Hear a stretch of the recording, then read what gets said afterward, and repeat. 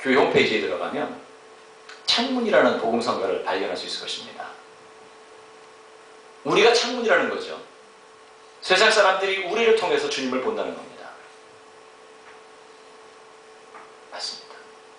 우리가 하는 말들, 우리가 하는 행동들, 우리가 삶을 살아가면서 만나게 되는 사람들과 나누는 대화 속에 여러분, 그 속에서 다른 사람들은 여러분을 통해 하나님을 발견하게 됩니다.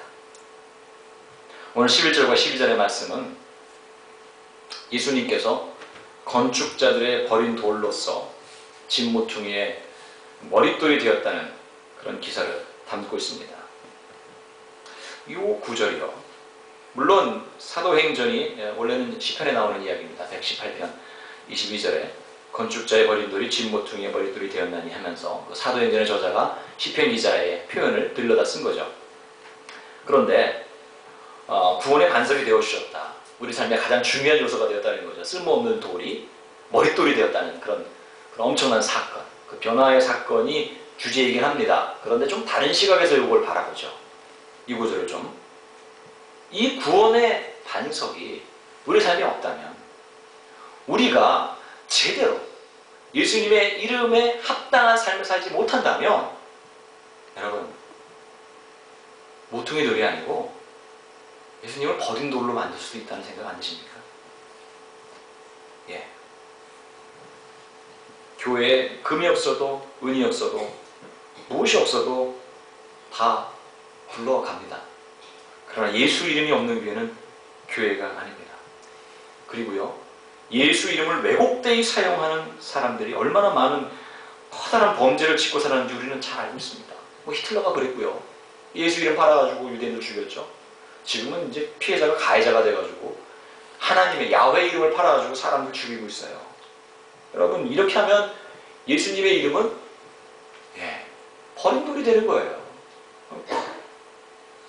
생각해 보십시오. 나쁜 짓을 한다고 생각해 보세요, 여러분들이. 그러면 어떻게 예수 믿는 사람이 그럴 수가 있어? 당장 이런 얘기 듣습니다. 어떻게 목사가 저렇게 해? 어떻게 집사가 저렇게 해? 이런 얘기 바로 듣습니다.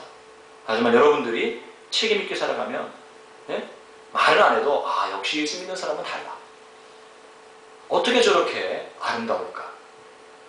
도대체 무엇이 저 사람을 저렇게 행복하게 만들었을까? 여러분, 우리가 책임 있게 살아가면 그런 이야기 듣는 겁니다. 예수 이름에 욕되게 살아가지 않고 예수 이름을 빛내고 그런 높이는 삶을 살아가면 자연히 우리는 예수님의 권세, 예수님의 능력을 선포하는 삶을 살게 될 것입니다. 우리 모두가 그런 삶을 살게 되기를 간절히 소망합니다. 더 나아가서 예수 이름으로 기도하고 예수 이름을 높이고 예수님의 이름에 기대하는 인생에게는 여러분이 상상할 수 없는 축복이 주어집니다. 여러분, 오늘 베드로가요, 읽진 않았는데 그렇게 분명하게 말을 했더니 베드로와 요한을 보고 13절에 이렇게 말합니다. 저희가 베드로와 요한이 기탄 없이 말함을 보고 그 본래 학문 없는 범인으로 알았다가 이상히 여기며 또 그 전에 예수와 함께 있던 줄로 알고 또 병나은 사람이 그들과 함께 섰는 것을 보고 힐난할 말이 없는지라. 베드로와 요한은 완전히 딴 삶이 된 겁니다. 그것은 예수 그리스도의 이름에 의지했기 때문에 주어진 축복입니다. 그 전에는 범인이라고 되어 있는데 범죄자가 아니고 평범한 사람이었고 무식한 사람이었지만 예수 그리스도의 이름에 의지해서 살아보니 복음을 선포하니까 이 사람은 어느 누구도 책망할 수 없는 위대한 믿음의 거인이 되어 있는 겁니다. 그래서 나가라고 했습니다. 왜냐하면 책망할 것을 발견할 수 없었습니다. 그 권세를, 그 권위를 어떻게 건드릴 수가 없었습니다. 수많은 사람들이 원을 이루어서 원형 그 재판소에서 주눅들 만한 상황이긴 한데 전혀 주눅들지 아니하고 오히려 그 자리에서 예수의 이름을 높이는 그런 역할을 했습니다. 그것이야말로 참된 축복이라고 저는 믿습니다. 혹시 여러분들 그 성가 연주곡집 만든 그 안트리오 자매죠? 세 자매가 저와 종씨 안씨입니다. 근데 그 아주 연주도 잘하고 성실하게 잘 키웠어요. 근데 인터뷰를 하는데 이 어머님이 원래 세탁소를 하셨더군요. 세탁소를 하면서 이렇게 소위 말해서 모든 일을 주님께 하듯 한 거죠. 주님의 이름으로 간구하는 거죠. 그러면서 뭐라고 말하냐면 뭐 따님들이 이렇게 와서 아르바이트도 하고 도와주고 캐셔도 봐주고 할 거 아닙니까? 이렇게 얘기했대요. 내가 손님들의 옷을 깨끗이 빨아주듯이 주님, 우리 아이들의 영혼도 깨끗하게 만들어 주십시오 라고 주님께 의지하며 기도했다는 거예요. 여러분, 그 손님들의 옷을 줍게 하듯이 2번, 3번 빨아주면서 그 모습을 보면서 그걸 도왔던 딸들이 어떻게 생각했을까요? 만약에 그 어머니가 그 옷을 보면서 불평하면서 아유 더럽게도 입었네, 목욕은 명절 때만 하나, 뭐 이런 식으로 말을 했다면, 예를 들어서. 하지만 그분이 정말 모든 일을 주께 하듯 하고 주님의 이름을 높이기 위해서 노력하고 아이들에게 예수님의 이름을 심어주기 위해서 기도하고, 여러분, 그것이 바로 저는 우리가 누려야 될 축복이 아닌가 믿습니다.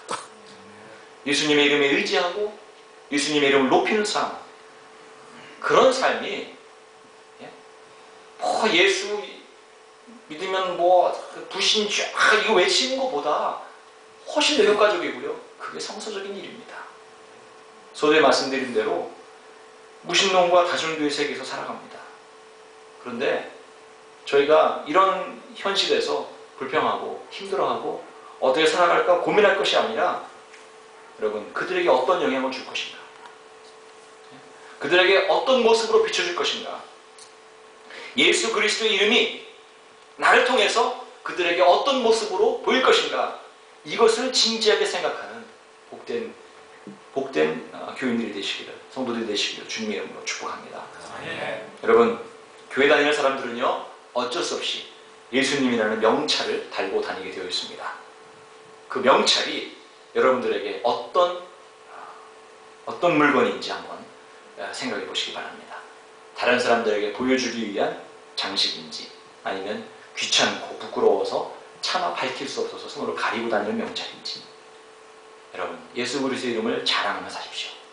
예수 그리스도의 이름을 의지하며 사십시오. 예수 그리스도의 이름을 높이면서 살아가십시오. 그리고 여러분들이 바로 그 예수 그리스도를 다른 사람들에게 볼 수 있게 만드는 창문이라는 사실을 항상 잊지 말고 사시기를, 그리고 그 이름의 증인으로 사시기를 주님의 이름으로 축복합니다. 기도하겠습니다.